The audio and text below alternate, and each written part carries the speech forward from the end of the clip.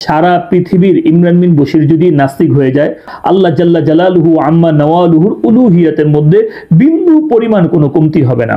নবীজির যুগে, সাহাবায়ে কেরামের যুগে তারা মুরতাদ হয়ে গিয়েছিল, তারা নাস্তিক হয়ে গিয়েছিল, তারা সংশয় প্রকাশ করেছিল। তাহলে কি ইসলাম ধর্ম কি ওইখানে কি থেমে গেছে? ইসলাম এটা যুক্তির আলোকে চলে না। এই জুতা চোর গুলা কিন্তু নামাজি সাজে, কোনো নামাজি ব্যক্তি কখনো কিন্তু জুতা চুরি করে না। ঠিক তেমনি ভাবে আলেম ওলামা মুফতিরা মাদ্রাসায় পড়ুয়ারা কখনো নাস্তিক হতে পারে না, বরং এই ধরনের সংশয়বাদীরা, নাস্তিকরা, মুরতাদরা তারাই কিন্তু এই সমস্ত আলেম ওলামাদের বেশভূষা ধারণ করে। আলেম ছদ্মবেশী ইমরান বিন বশির নামক একজন ব্যক্তি সম্প্রতি সে ইসলাম ধর্মের প্রতি সংশয় প্রকাশ করেছে এবং নাস্তিকতার মতো বিভিন্ন ধরনের কথাবার্তা সে বলে বেড়াচ্ছে। সে প্রকাশ্যে নিজেকে নাস্তিক বলে দাবি না করলেও একেবারে অলরেডি সে পুরো নাস্তিক হয়ে গেছে, এর মধ্যে কোনো সন্দেহ নেই। তো অনেকেই বিষয়টা আফসোস করছে যে একজন মানুষ মাদ্রাসায় পড়ে মুফতি হয়ে, আলেম হয়ে কিভাবে সে সংশয় প্রকাশ করতে পারে, নাস্তিক হয়ে যেতে পারে। তো তাদের জন্য আজকের আমার এই ভিডিওটি শেষ পর্যন্ত দেখার অনুরোধ রইল। যে দেখেন, এইভাবে একজন ইমরান বিন বশির না, সারা পৃথিবীর ইমরান বিন বশির যদি নাস্তিক হয়ে যায়, সংশয়বাদী হয়ে যায়, তারা যদি ইসলাম ধর্মকে যদি ত্যাগ করে দেয়, তাহলে আমার আল্লাহ সুবহানাহু ওয়া তাআলা, আল্লাহ জাল্লা জালালুহু আম্মা নওয়ালুহুর উলুহিয়াতের মধ্যে বিন্দু পরিমাণ কোনো কমতি হবে না। এমনি ভাবে সমগ্র পৃথিবীর মানুষ যদি একেবারে আল্লাহ রাব্বুল আলামিনের ইবাদত বন্দেগীতে যদি লিপ্ত হয়ে যায়, তাহলে আমার আল্লাহ তাআলার উলুহিয়তের মধ্যে বিন্দু পরিমাণ এটা বৃদ্ধি পাবে না। অতএব আমার আল্লাহ তাআলা এই ধরনের মুফতি ইমরান বিন বশিরের প্রতি মুহতাজ না।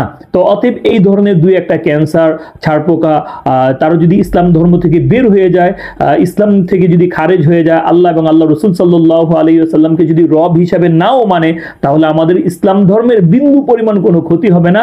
আল্লাহ সুবহানাহু ওয়া তাআলার শানের মধ্যে কোনো কমতি হবে না, নবীজি সাল্লাল্লাহু আলাইহি ওয়াসাল্লামের মর্যাদার মধ্যে কোনো কমতি হবে না, এবং আমাদের মুসলমানদেরও কোনো ক্ষতি হবে না। প্রিয় দর্শক, এখানে আফসোস করার আসলে কিছুই নেই, এখানে মানে মন খারাপ করার কিছুই নেই। কেননা আপনি যদি নবীজি সাল্লাল্লাহু আলাইহি ওয়াসাল্লামের জীবনীটা দেখেন, তাহলে আপনি দেখতে পাবেন যে নবীজি সাল্লাল্লাহু আলাইহি ওয়াসাল্লামের জীবনী, তার ওফাত পরবর্তী জীবনী, সাহাবায়ে কেরামের যুগের জীবনীগুলো যদি আপনি দেখেন, তাহলে সেখানে দেখতে পাবেন যে অনেক মানুষ, ওবাইদুল্লাহ ইবনে আব্দুল্লাহ ইবনে আবি সারা, তোলাইহা, মুসাইলামাতুল কাযাব, আসওয়াদ আনাসি, তাদের মতো এই ধরনের লোকগুলা যে তারা নবীজির যুগে, সাহাবায়ে কেরামের যুগে তারা মুরতাদ হয়ে গিয়েছিল, তারা নাস্তিক হয়ে গিয়েছিল, তারা সংশয় প্রকাশ করেছিল। তাহলে কি ইসলাম ধর্ম কি ওইখানে কি থেমে গেছে? না। তাহলে ১৫০০ বছর আগে যেরকম প্রকাশ পেয়েছে, ১৫০০ বছর পরেও এটা প্রকাশ পাবে। সামনে আরো এই ধরনের মানুষগুলা, এগুলোর আত্মপ্রকাশ ঘটবে। এগুলো নিয়ে আমাদের আফসোস করার কিছুই নাই। যেমনি ভাবে অনেক মানুষ ইসলাম ধর্ম গ্রহণ করছে, এটা যেরকম ভাবে সত্য, এরকম দুই একটা হরফে ইল্লত আর ক্যান্সার ইসলাম ধর্ম থেকে বের হয়ে যাচ্ছে, এটাও এরকম সত্য। এটা নিয়ে মন খারাপ করার কিংবা আফসোস করার কিংবা এত বেশি কথা বলার আসলে কিছুই নেই। তাছাড়া আপনি যদি দেখেন এই সমস্ত সংশয়বাদী নাস্তিক যারা আছে, তাদের কথাবার্তা যদি দেখেন, তাহলে আপনারা দেখবেন যে তারা বিভিন্ন ধরনের যুক্তি ইসলাম ধর্মের প্রতি, আল্লাহর প্রতি, নবীজির প্রতি তারা উত্থাপন করে থাকে। আমরা তাদেরকে বলতে চাই যে দেখেন, ইসলাম এটা যুক্তির আলোকে চলে না। ইসলাম যদি যুক্তির আলোকে চলতো, তাহলে মুজা, আমরা যে হাঁটি, তাহলে আমাদের পায়ের নিচে মাটি লাগে, আমাদেরকে পায়ের নিচে মাসে করার কথা বলা হতো। কিন্তু আল্লাহ রাসূল সাল্লাল্লাহু আলাইহি ওয়াসাল্লাম আমাদেরকে বলে দিয়েছেন যে তোমরা মোজার উপরে মাসে করবা। যদি যুক্তির আলোকে ইসলাম চলতো, তাহলে অবশ্যই আমাদেরকে বলা হতো মোজার নিচে তোমরা মাসে করো। এমনি ভাবে দেখেন, পেশাব পায়খানার রাস্তা দিয়ে যদি কোনো কিছু বের হয়, অজু ভঙ্গ হয়ে যায়। অজু ভঙ্গ হয় এক জায়গা থেকে, আর আল্লাহ তাআলার নির্দেশ আমাদেরকে দিয়েছেন পবিত্রতা অর্জন করার জন্য, হাত ধোয়ার জন্য, মুখ ধোয়ার জন্য, পা ধোয়ার জন্য, মাথা মাসে করার জন্য। অথচ এগুলোর সাথে অজু ভঙ্গর কোনো কারণই নেই। যদি ইসলাম যুক্তি দিয়ে চলতো, তাহলে আল্লাহ তাআলা বলতো এগুলা তোমরা না ধুয়ে তোমরা যে জায়গা থেকে ওযু ভঙ্গ হয়েছে সেই জায়গাটা তোমরা ধৌত করো।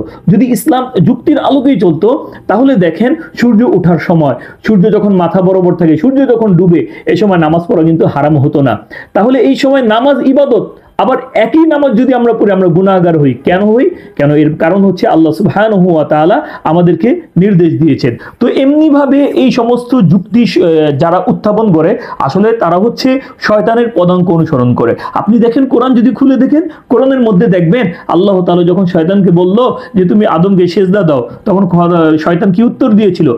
আনা খায়রুম মিনহু খালাকতানি মিন নারি ওয়া খালাকতাহু মিন তিন, যে আল্লাহ আমি কিভাবে সিজদা করব, আপনি তাকে মাটি দ্বারা বানিয়েছেন, আমাকে আগুন দ্বারা বানিয়েছেন, তাহলে তো আমি তো তার থেকে শ্রেষ্ঠ। আগুন উপরের দিকে যায় আর মাটি নিচের দিকে থাকে, তাহলে উপরের জিনিস তো মাটিকে সিজদা করতে পারে না। কি সুন্দর যুক্তি দিয়েছে।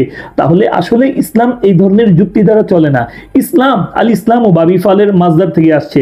মুসলমান হওয়া, আপনি তো জানেন, পড়ে আসছেন মুসলমানের অর্থ কি, গর্দান নেহাদান বতআত, অর্থাৎ একেবারেই বিনা প্রশ্নে আল্লাহ সুবহানাহু ওয়া তাআলার হুকুমের সামনে মস্তককে অবনত করে দেওয়ার নামই হচ্ছে ইসলাম। অতএব আপনি যদি সংশয় প্রকাশ করেন, আপনি যদি বিভিন্ন ধরনের যুক্তি উত্থাপন করেন, তাহলে এইগুলার দ্বারা আপনি ইসলামকে তুলতে পারবেন না। তাছাড়া আমরা অনেককে বলতে শুনছি যে একজন মুফতি সাহেব, একজন আলেম, সে কিভাবে সংশয়বাদী হয়, সে কিভাবে নাস্তিক হয়। আমি আপনাদেরকে বিষয়টা একেবারে পরিষ্কার করে দিচ্ছি যে দেখেন, কখনো কোনো আলেম মুফতি যাদের দিনের বুঝ আছে তারা কখনোই নাস্তিক, সংশয়বাদী, বেঈমান, মুরতাদ এগুলো হতে পারে না। বরং এই ধরনের নাস্তিকরা, সংশয়বাদীরা, তারা আলেম ওলামা মুফতিদের বেশভূষা ধারণ করে, তারা ছদ্মবেশ ধারণ করে। এর জ্বলন্ত উদাহরণ আমি আপনাদেরকে কয়েকটা দেখিয়ে দিব। যে দেখেন, মসজিদের মধ্যে অনেক সময় কিন্তু জুতা চুরি হয়। এই জুতা চোর গুলা কিন্তু নামাজি সাজে। কোনো নামাজি ব্যক্তি কখনো কিন্তু জুতা চুরি করে না।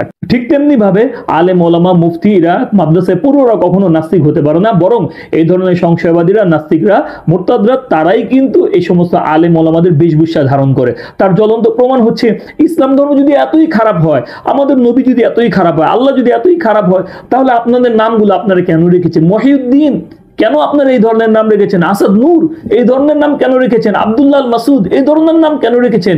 ইমরান বিন বশির এই ধরনের কেন নাম রেখেছেন? নামগুলো চেঞ্জ করে ফেলেন। আপনাদের যে ধরনের যুক্তিতে যে ধরনের নামগুলো ধরে ওগুলাকে রাখেন। বরং এটার দ্বারা উদ্দেশ্য হচ্ছে এই ধরনের বিষয়গুলো নিজেরা ধারণ করে যারা ইসলাম ধর্মে বিশ্বাসী যারা আছে তাদের হৃদয়ের মধ্যে আঘাত করা, তাদেরকে কিভাবে দুর্বল করা যায়, তাদেরকে কিভাবে কটাক্ষ করা যায়, এটাই হচ্ছে তাদের উদ্দেশ্য। না হলে কিন্তু ইসলামের এত সমালোচনা করে, এই ইসলামী নামগুলো কিন্তু তারা কিন্তু ব্যবহার করার যোগ্যতা কিন্তু রাখে না, কিন্তু তারপরেও কিন্তু তারা এগুলো ব্যবহার করে যাচ্ছে।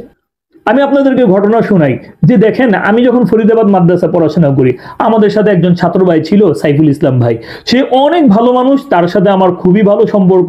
তো সাইফুল ইসলাম ভাই যখন পড়তো, আমার পাশের সিটে আমার পাশেই তার সিট ছিল। আমরা একসাথে সবসময় থাকতামই করতাম। তো সাইফুল ভাইয়ের সাথে বিভিন্ন সময় আমরা যখন বিকাল দিকে ঘুরতে বের হতাম, তো সাইফুল ইসলাম ভাই অনেক সময় অনেক ধরনের প্রশ্ন করতো। তো এমন এমন প্রশ্ন করতো যে সমস্ত প্রশ্নরা সংশয়বাদীরা আর নাস্তিকরা তারা করে থাকে। আমি জিজ্ঞেস করতাম যে ভাই, আপনি এই ধরনের প্রশ্ন কেন করেন? এই ধরনের প্রশ্নগুলো তো নাস্তিকরা করে থাকে, সংশয় করে থাকে, আপনার কি এগুলোর প্রতি বিশ্বাস নেই? তো উনি হাসতেন। তো অনেক ভালো মানুষ ছিলেন, ওনার সাথে আমার খুব ভালো সম্পর্ক। তো যাই হোক, এইভাবে অনেকদিন পরে তো আমি যখন ওনাকে বারবার জিজ্ঞেস করতাম যে ভাই, কি কারণে আপনি এই ধরনের কথাবার্তা বলেন, তো উনি বলেন যে দেখেন, আমি মাদ্রাসায় ভর্তি হয়েছি, মাদ্রাসায় পড়াশোনাই করছি, শুধুমাত্র ইসলাম ধর্মের যে সমস্ত বিষয় যেগুলো আছে ওগুলোকে আমি টুকে টুকে রাখবো, হুজুররা যে সমস্ত দলিল দেয় এগুলো আমি ভুলে যাব, আর ওগুলো টুকে রেখে সাধারণ মানুষকে আমি এইভাবে প্রশ্ন করব। এটাই হচ্ছে আমার এজেন্ডা। উনি ক্লিয়ারলি আমার কাছে বলে দিয়েছিল। তার মানে বোঝা যাচ্ছে এই সমস্ত নাস্তিক, মুরতাদরা, সংশয়বাদীরা তারা মাদ্রাসায় পড়ে শুধুমাত্র এই ধরনের অবান্তর প্রশ্নগুলা, এগুলাকে নিয়ে এসে মানুষের মাঝে এগুলাকে প্রচার করার জন্য, যাতে করে মানুষরাও এই ধরনের কাজ কারবার থেকে ধর্মহীন হয়ে যায় এবং তাদের মধ্যে বেহায়া বেলাল্লাহ অশ্লীল জীবনযাপন যেন করতে পারে। এই জন্য তারা এই ধরনের কাজগুলো করে থাকে। অথচ আল্লাহ তাআলা এই ধরনের বিষয়গুলো থেকে নিষেধ করেছেন। আল্লাহ তাআলা বলেন, ফাআম্মাল্লাযীনা ফী কুলূবিহিম যায়গুন ফায়াত্তাবিউনা মা তাশাবাহা মিনহু ইবতিগা তা'ওয়িলি ওয়া মা ইয়া'লামু তা'ওয়িলাহু ইল্লাল্লাহ। আল্লাহ বলেন, এই কোরআনের মধ্যে আমি অনেক স্পষ্ট আয়াত নাজিল করেছি, অস্পষ্ট আয়াত নাজিল করেছি। অস্পষ্ট আয়াত নিয়ে যাদের অন্তরে বক্রতা আছে, তারাই এই সমস্ত অস্পষ্ট আয়াত নিয়ে, এগুলো নিয়ে তারা চর্চা করতে থাকে। আল্লাহ তাআলা বলেন, এগুলার ব্যাখ্যা একমাত্র আল্লাহ তাআলার, কেউ জানে না।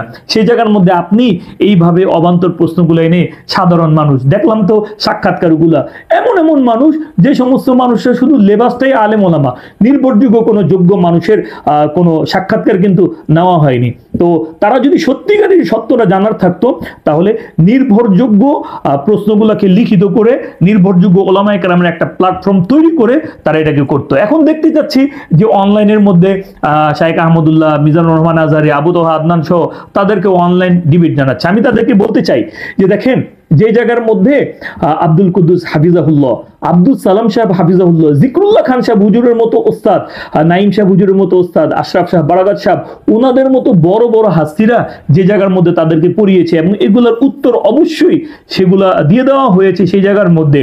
তো তারপরেও সেই যখন বিশ্বাস করে নাই, এই ধরনের লোকদের সাথে ডিবেটে বসে তাদের কাছে প্রশ্নের উত্তর খুঁজে, এগুলো আসলে সাধারণ মানুষকে বিভ্রান্ত করা ছাড়া আর কিছুই না। অতএব আমি বলতে যাচ্ছি যে আপনারা কখনোই এই সমস্ত লোকদের ভিডিওগুলো দেখবেন না, তাদের এখানে কোনো কমেন্ট করবেন না, তাদের পাল্টা কোনো প্রশ্নের উত্তর দিবেন না, এবং তাদের সাথে ডিবেটে বসার কোনো চেষ্টাই আপনারা করবেন। অনেক মানুষকে দেখি যে তাদের সাথে ডিবেটে বসে তাদের সাথে বিভিন্ন ধরনের কথাবার্তা বলে। হ্যাঁ, ডিবেট করবেন কিভাবে? ডিবেট করতে হবে ফেরাউন এবং মুসা আলাইহিস সালামের যুগে যেভাবে ডিবেট হয়েছিল সেইভাবে। সমগ্র দেশের মানুষ রাষ্ট্রীয়ভাবে এই ডিবেটের আয়োজন করতে হবে। যখন রাষ্ট্রীয়ভাবে এই ডিবেটের আয়োজন করা হবে তখনই ওলামায়ে কেরামরা তাদের সাথে বসবে। এছাড়া সাধারণ মানুষরা যদি তাদের সাথে কথাবার্তা বলতে যান তাহলে আপনাদের ঈমানের মধ্যে কিন্তু দুর্বলতা আসার সমূহ সম্ভাবনা আছে। অতএব যারা আমার ভিডিওগুলো দেখেন, 50-60 জন লোক যারাই আছেন, যারা আমাকে অনেক মহব্বত করেন, যারা আমাকে ভিডিওটি পাঠিয়েছেন যে তার ব্যাপারে কিছু বলার জন্য, আমি তাদেরকে একটা রিকোয়েস্ট করব যে আপনারা কোনো অবস্থাতেই এই সমস্ত লোকদের কোনো প্রশ্নের উত্তর দিবেন না, এই সমস্ত লোকদের ভিডিওগুলো আপনারা দেখে দেবেন না, কোনো লাইক কমেন্ট করবেন না, কোনো গালিগালাজ করবেন না, তাদেরকে তাদের রাস্তায় ছেড়ে দেন। কেননা আল্লাহ তাআলা তাদের উদ্দেশ্যে বলেছেন ইন তাহমিল আলাইহি ইয়ালহাসু আও তাতরুকহু ইয়ালহাস, যে আপনি তাদেরকে ছেড়ে দেন আর না ছাড়েন তারা কুকুরের মতো জিহ্বা বের করে হাঁপাতে থাকবে। আল্লাহ তাআলা বলেন উলাইকা কাল আনআম বাল হুম আদল, এরা হচ্ছে চতুষ্পদ জন্তুর চেয়েও নিকৃষ্ট। তাহলে যেখানে আল্লাহ তাআলা বলে দিয়েছেন আপনি তাদেরকে কি হেদায়েত দিতে যাবেন?